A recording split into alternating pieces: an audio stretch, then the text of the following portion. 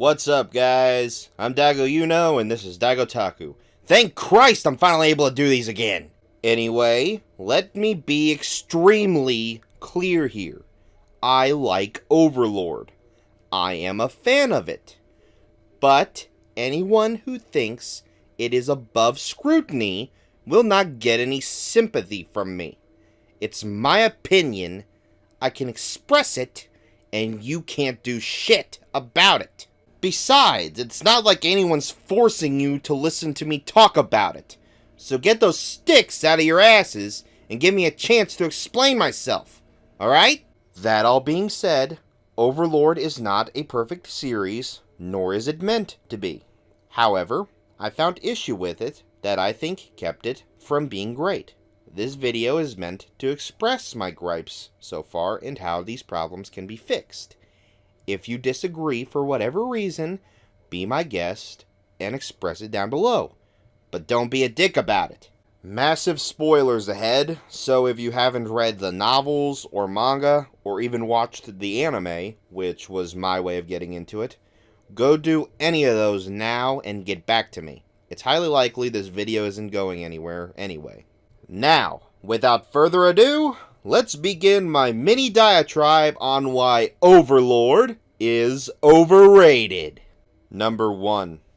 I can understand why it's so well received. Hell, even I took a liking to it. And I'm a cynical turd. Just look at this picture of me. Disgusting. But is it really worth an 8, 9, or even a 10 out of 10? Seriously? No. No, it isn't. That's not to say it isn't good. It really is. Madhouse producing the animation helped quite a bit, I'd imagine, as did the awesome soundtrack, which I could totally see being used in an actual MMO for the most part. The show also stands out from others in the isekai genre by taking advantage of its dark tone in a variety of ways, one of which being its main cast.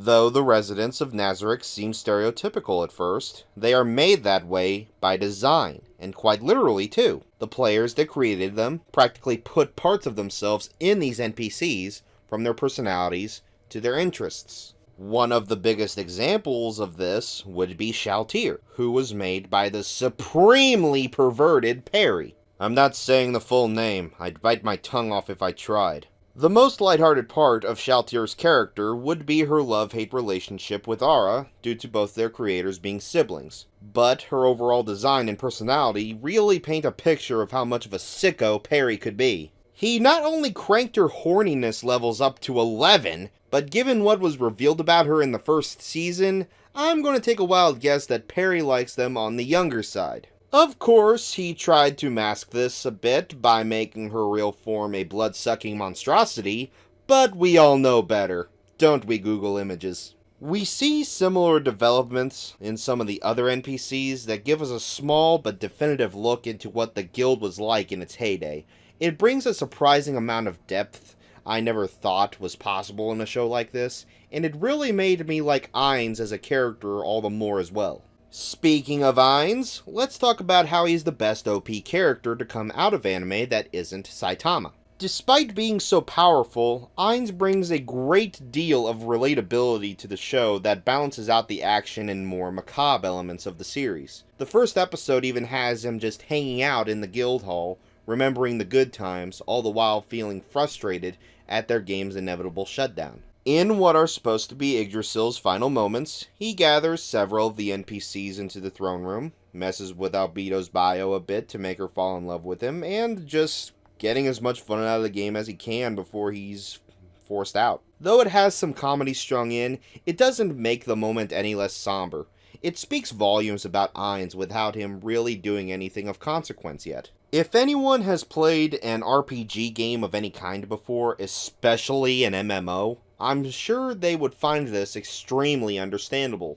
It's hard realizing something we put so much time and effort in can be so easily taken away, even more so when we had friends with us along the way who just seemed to accept it and move on. It feels wrong and unfair even. I can only imagine how much time and resources it must have taken to maintain Nazarick, and that just makes the scene all the more tragic. And with Ainz being sent to an actual fantasy world, it's possible he saw this as a godsend. thinking this was a second chance to enjoy himself again. He has to consider every step he makes, but in the end, he probably doesn't care.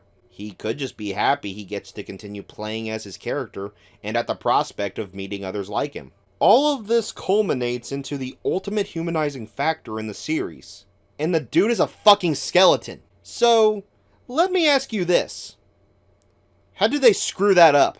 Number 2. Starting with the horribly animated elephant in the room, the CGI in this show is bad. Like, really bad.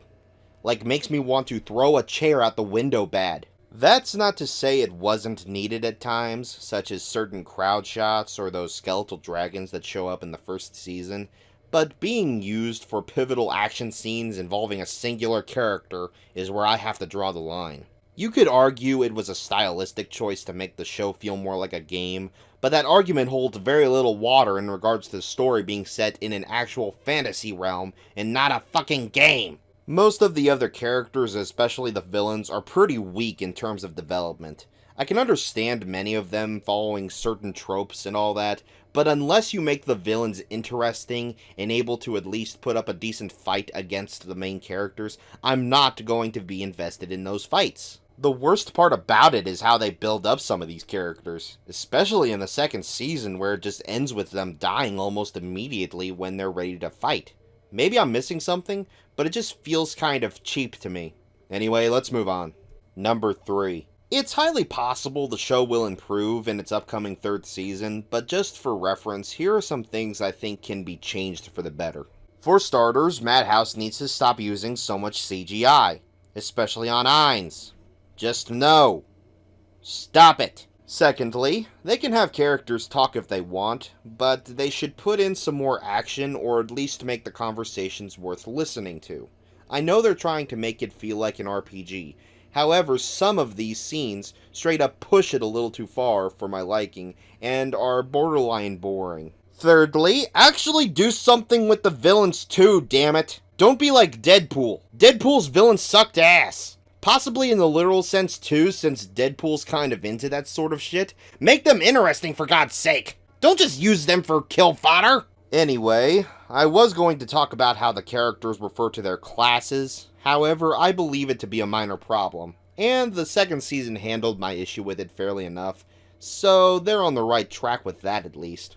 In conclusion, everything else aside from what I pointed out are fine as they are, and though these complaints may seem pretty minor, they really affected how I perceived the show so far. If it wants to earn a better score in my eyes, it's going to have to take the kitty gloves off and start taking things a little more seriously. This series is fun to watch, but when you consider the more down-to-earth aspects, I think you'll begin to realize it is capable of more. Overlord is overrated, but it's overrated for the right reasons, and that's what makes the complaints I have so much more painful to talk about. All hope isn't lost, though. Like I mentioned before, there's still the 3rd season to look forward to, so there's that chance things will get better from here. Anyway, I'm done bad-mouthing the Supreme One. What do you guys think? Do you prefer how Overlord is?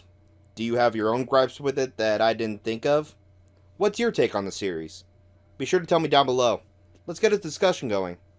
This has been Daigo, and it's time I logged out. Have a good one.